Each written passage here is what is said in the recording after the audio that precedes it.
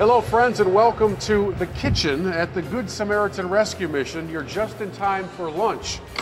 Got a few things that we're going to put out today for the men, women, and children who come here to eat. No humans were harmed in the production of this video. Bill's culinary talents were not actually employed in preparing this meal. Besides, he was busy helping prepare tonight's dinner.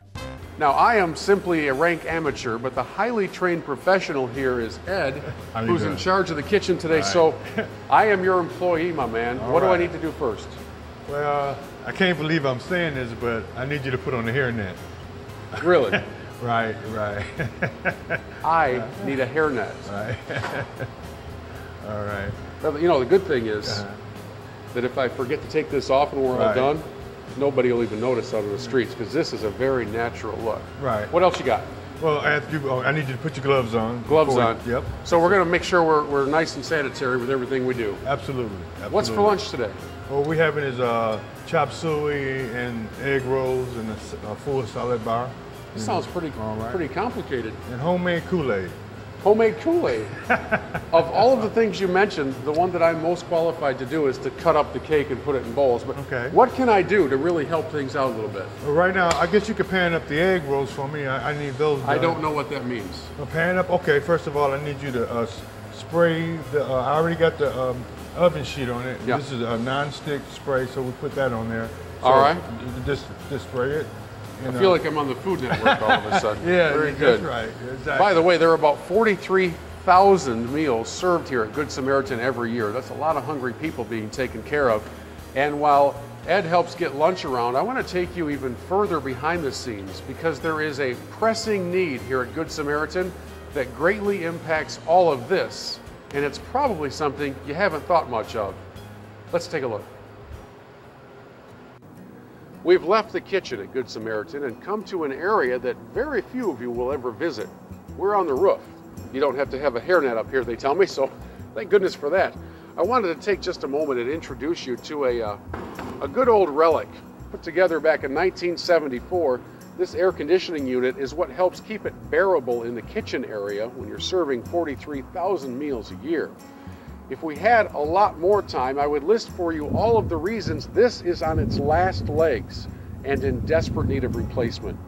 But instead of listing those reasons, can I introduce you to a couple of people who benefit from the meals served here at Good Samaritan? If you're out on the beach and it's 90 degrees, that's a good thing.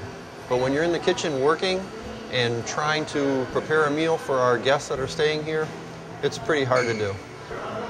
Unfortunately, this kitchen doesn't have any windows in it, and the only way that we can keep it in a workable temperature is with the air conditioner.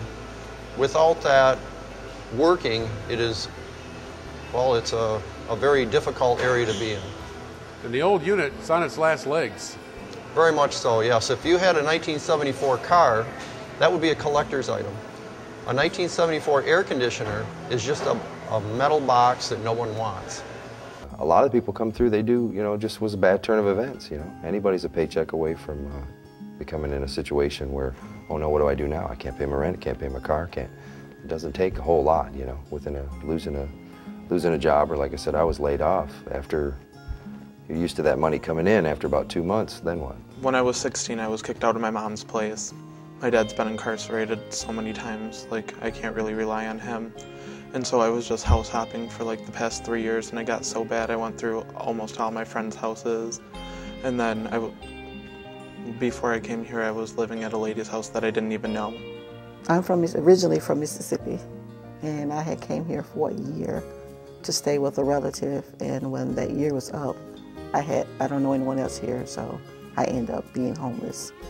And I was sitting in my van one day, not knowing no one, and had nowhere to go. I had a drug problem. I used all my money on drugs, and the guy I was with went to jail, and I had to come here because I had nowhere else to go. There's been some good stories here. I met a couple of young guys that actually did get motivated and got, also found work and got apartments now. So, but without something like this, what would they do? They'd be out living on the street, or maybe depressed, go to drinking, anything like that. But this place helps out tremendously. Well, I'm going to school full-time, and I'm going to work full-time.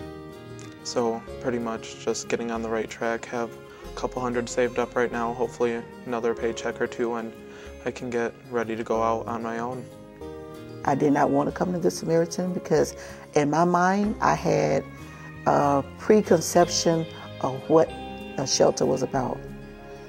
But I can honestly say this, and I'll tell the world this, coming to Good Samaritan was the best thing that ever could have happened to me. My experience. And the kids and I have came up with a motto, and it is the rescue mission rescued me, because that's exactly what happened.